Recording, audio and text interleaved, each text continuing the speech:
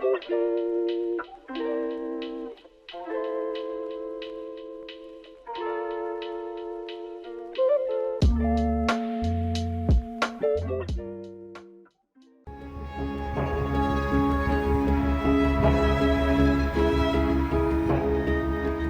people take to the streets in record numbers against NATO's war in Ukraine. Is this huge demonstration in Prague a sign of things to come across the European Union?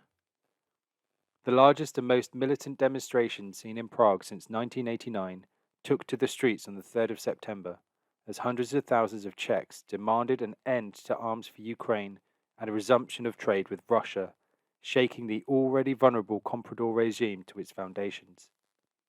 On Saturday, the 3rd of September, as many as 160,000 protesters, more than double the 70,000 admitted by imperialist media, came out onto the streets in Prague, the capital of the Czech Republic.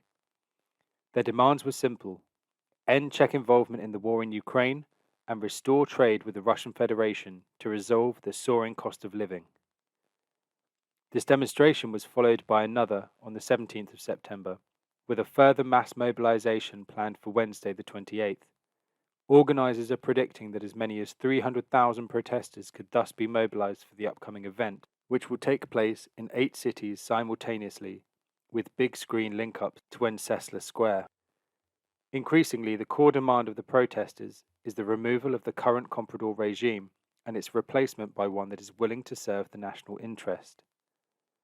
It is difficult to overstate the importance of this development in the consciousness of the masses.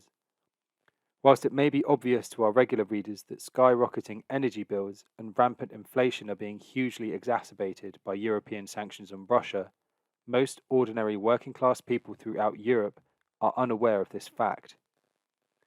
The corporate media, as always, has done its best to obscure the cause of the suffering, regularly claiming that President Vladimir Putin has cut off trade relations from his side in order to hold Europe to ransom. In reality, the opposite is the case. Following the start of Russia's military operation in Ukraine, the European Union, in aid of the interests of its US imperialist allies, cut itself off voluntarily from access to Russian commodities, assuming that this cessation in trade would hurt Russia's economy so badly as to bring the country to its knees and its government crashing down. This proved to be a major miscalculation. Russia has been steadily building new trade links with China and other, more reliable partners to the east for some time, and has easily been able to replace its lost European buyers. Meanwhile, EU countries are now running out of natural gas and other crucial supplies that they are unable to source elsewhere, leading to massive energy price spikes that in turn look like tipping already crisis-ridden imperialist economies into deep recession, accompanied by a wave of bankruptcies and all the accompanying human misery that comes with what bourgeois economists euphemistically refer to as a market correction. Nonetheless, in spite of all the anti-Russian media propaganda, many Czech workers have been able to identify the real source of their suffering, the pro-US stooge regime that runs their nation, and the EU and NATO institutions that enforce US imperialist hegemony over them. The result is beginning to look like a reverse version of the so-called Prague Spring of 1968, this time with a protest movement directed against NATO, the Czech people's real class enemy, instead of against their Soviet allies. The Communist Party of Bohemia and Moravia was one of the few voices from the left that mobilized for the protest, with the party's former vice chair and current presidential candidate, Josef Skala, speaking from its platform and attempting to bring some much-needed socialist understanding to this broad popular movement. Needless to say, the corporate media has vacillated between ignoring the demonstrators entirely and trying to dismiss them as extremists and Kremlin agents. The Guardian ran an article characterizing the protest as a coalescence of far-right and extreme-left elements, playing on the threadbare red-brown alliance trope so beloved of Western anti-communists. Most often used by US Democrats to tarnish all opposition, the aim of this label is to scare socialists into isolating themselves from the working masses by railing against any engagement with supposed Nazis, i.e., with working class people who may have once have voted for a right-wing party or otherwise hold some conservative social views. The irony will certainly not be lost on our readers, well aware of how the activists hurling such slurs at poor workers are almost invariably fanatical supporters of a stooge regime in Kiev that is riddled with and dominated by actual rather than imagined Nazis. The significant involvement of certain right-wing and anti-immigrant elements in the Czech demonstration led many so-called leftists to dissociate themselves from the protest.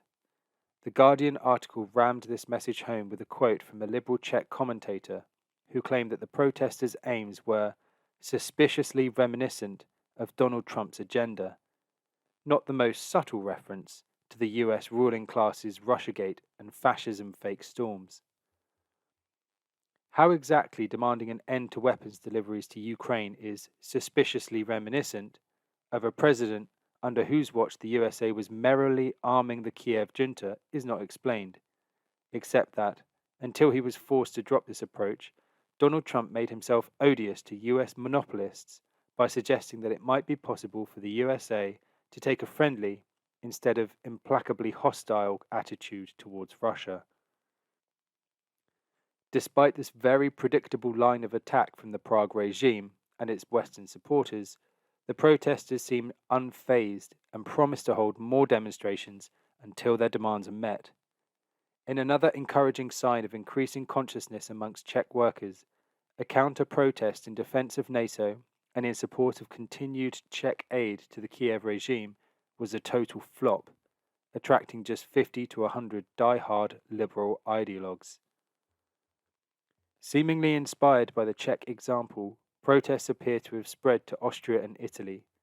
These have been reported by Iran's press TV, but largely ignored by Western imperialist media.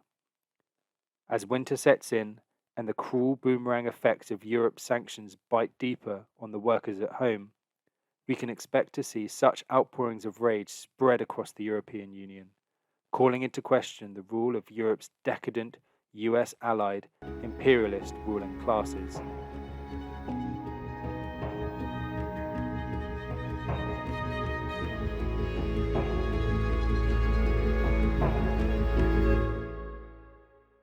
Thanks for listening to Proletarian Radio. We aim to bring you the best Marxist analysis on current affairs, revolutionary history, and theory.